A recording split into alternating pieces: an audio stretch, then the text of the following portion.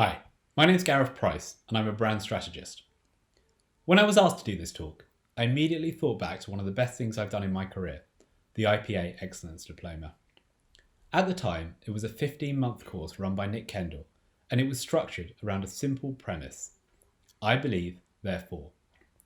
My final thesis, entitled Think Long, was based on a belief that the future of brands requires collective action to combat short-termism. Taking inspiration from that, I thought I'd talk about 10 other things I believe about brands. Now, some of these things may appear a little contradictory in places, but as my favourite author F. Scott Fitzgerald said, the test of a first-rate intelligence is the ability to hold two opposing ideas in the mind at the same time and still retain the ability to function. Firstly, I believe that brands are a social construct that exist in culture and the collective minds of populations. I think when you work with a new client, it's really important to arrive at a common definition of what a brand is. Otherwise, you can never agree on what success looks like. I would describe a brand as the shared mental associations that ease decision-making and enable a company to charge a price premium for something that generally offers little tangible difference to competitor offerings. I think the shared part and the need to create common knowledge is something many marketers increasingly risk overlooking in the pursuit of personalisation and individual relevance. It's also much better to think about building associations than delivering messages for the simple reason that the more memory structures a brand possesses, and the stronger those memory structures are, the more often the brand will come to mind in relevant moments. And we know that those brands that come quickest and easiest to mind for more people or more buying and usage occasions dominate market share. The ability to charge a price premium also underlines where the greatest commercial value of a brand generally comes from: reducing price sensitivity. Increasing price is a much stronger profit lever than increasing revenue.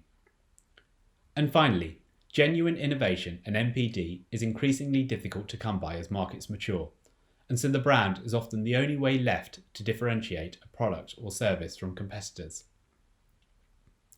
Secondly, I believe that many brands are going too far in their veneration of the individual.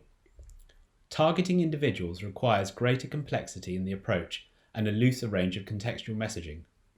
To be relevant to the individual, the brand must relinquish control of a unifying idea to establish unique meaning. And prioritising the individual inevitably means adopting a more complex and looser communications plan.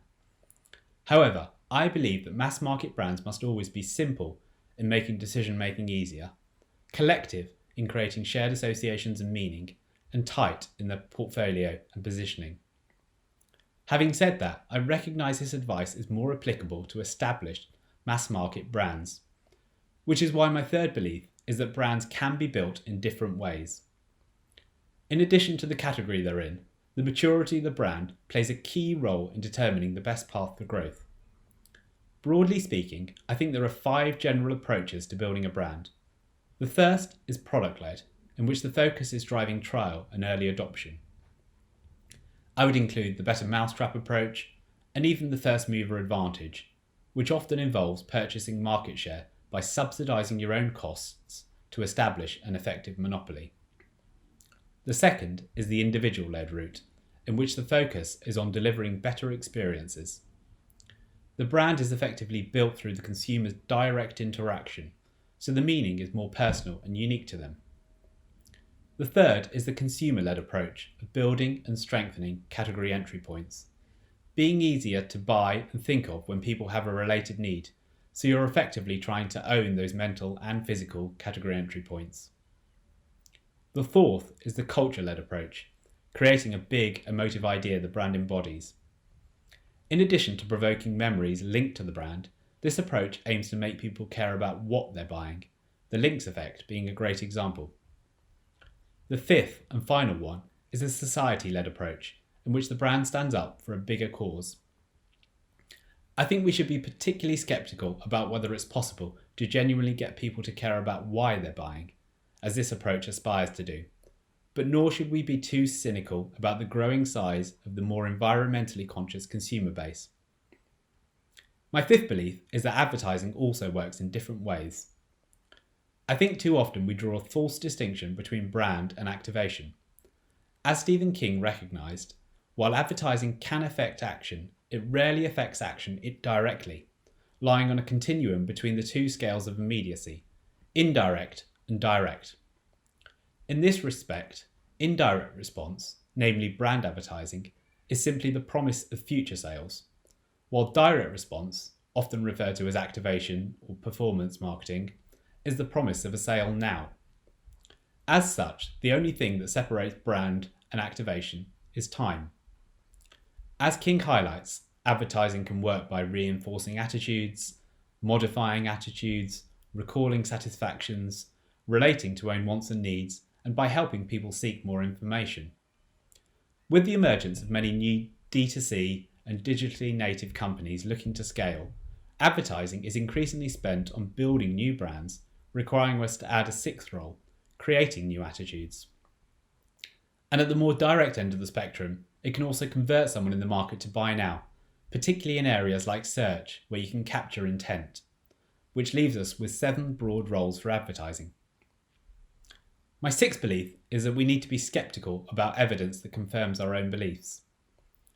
While I'm a big fan of the work by Binet and Field, I also think we need to be careful with some of their findings.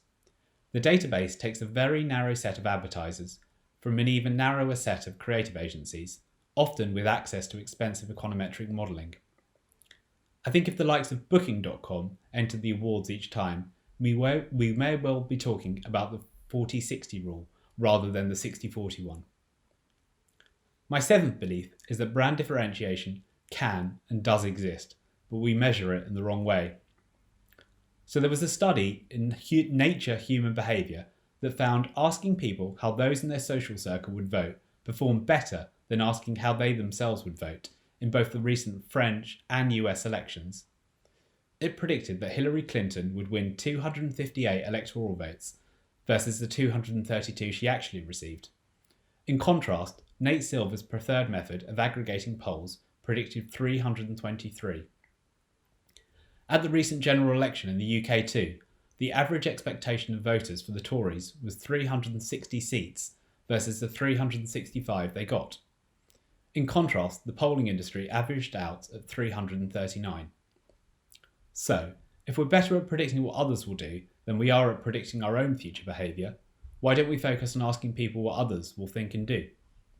If the associations attached to a brand are less about what the individual thinks and more about what they think others think, it makes more sense to track those too.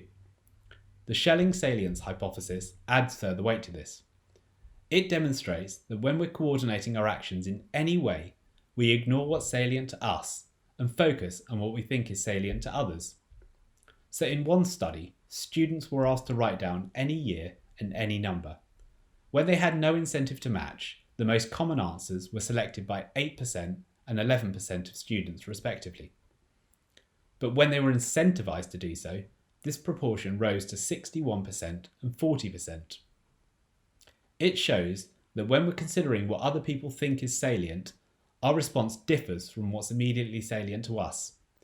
And so for social goods like alcohol and clothing in particular, I think we should reconsider how we track brand equity. I suspect we might find differentiation is more important than it's been given credit for recently. My eighth belief is that mapping brands on a spectrum from private to public consumption is one of the most important ways to approach planning a campaign. And I think that many brands are far more public than we give them credit for. Even for items that aren't consumed conspicuously, most everyday items are on display in the home.